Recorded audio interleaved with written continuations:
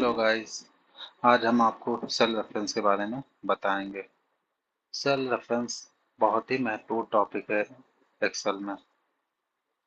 तो चलिए हम लोग सीखते हैं।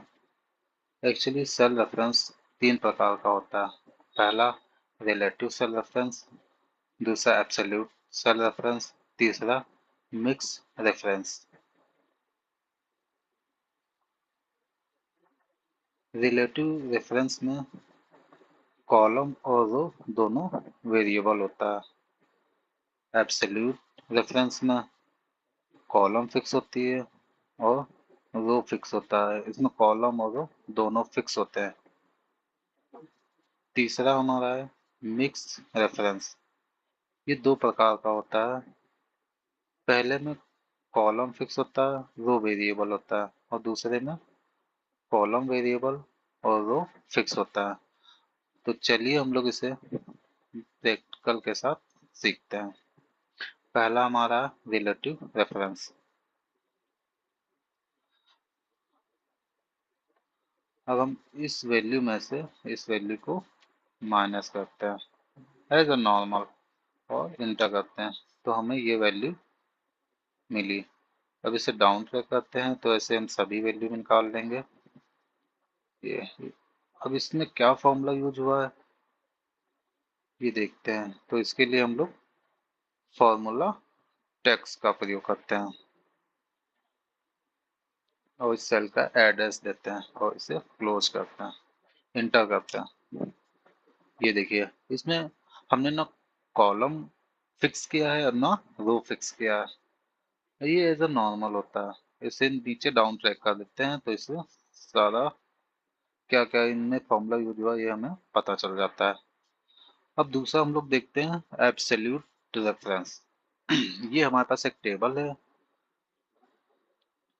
उसमें हम ये चाहते हैं कि ये 9000 जो है टोटल क्वांटिटी, ये सभी को डिवाइड करे।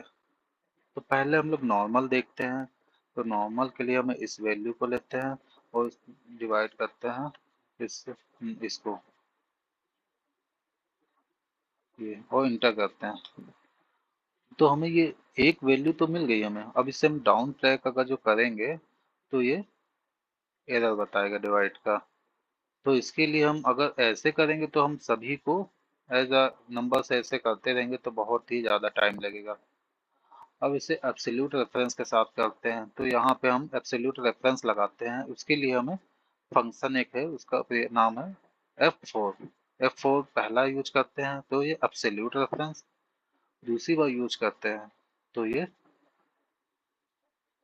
रो मिक्स रेफरेंस कहलाता है, और तीसरी बार यूज करते हैं तो ये कॉलम मिक्स रेफरेंस, और चौथी बार यूज करते हैं तो नॉर्मल हो जाता है। तो हमें क्या फिक्स करना है, ये एब्सोल्यूट का है तो हमें एक बार दबाना है F4। ये फिक्स हो गया। अब इंटर करते हैं। अब हम इसे डाउन ट्रैक करते हैं तो देखेंगे कि सॉरी सभी वैल्यू इससे डिवाइड हो गई है।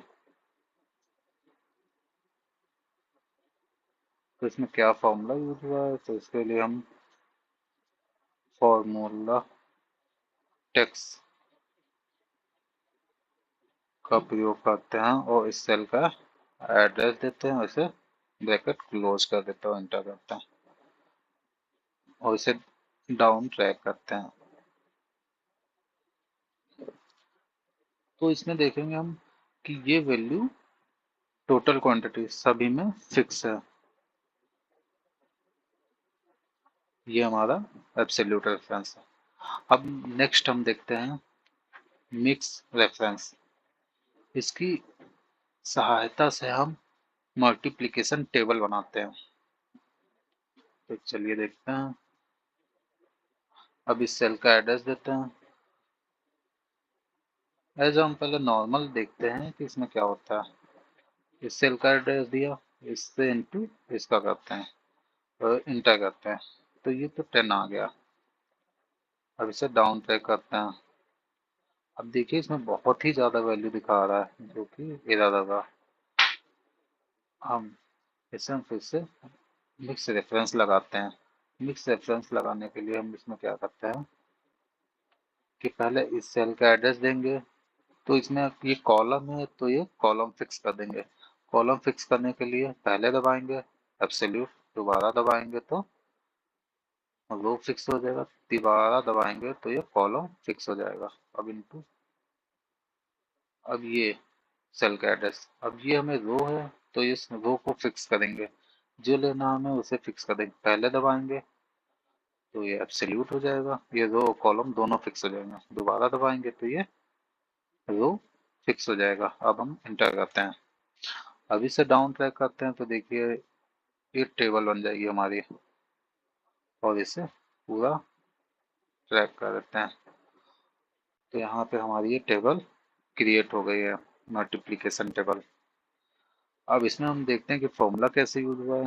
तो इसके लिए हम फॉर्मूला टेक्स्ट का यूज करते हैं, इस सेल का एड्रेस देते हैं, ब्रैकेट क्लोज करते हैं और एंटर करते हैं। अब इसे डाउन ट्रैक करते हैं तो यहाँ पे देखिए ये मिक्स रेफरेंस से इसमें एक कॉलम फिक्स होगा तो रो वेरिएबल हो गया, अगर रो फिक्स होगा तो कॉलम वेरिएबल है। यहाँ पे देखिए हमारा कॉलम फिक्स है तो रो वेरिएबल है। ठीक, और इसमें अगर जो कॉलम वेरिएबल है तो रो फिक्स है। ऐसे ही हम सभी में यूज हुआ। तो गाइस कैसा लगा आपको मेरा वीडियो, इसके लिए कमेंट जरूर करिएगा और लाइक और शेयर तो जरूर ही करिएगा। Okay, bye.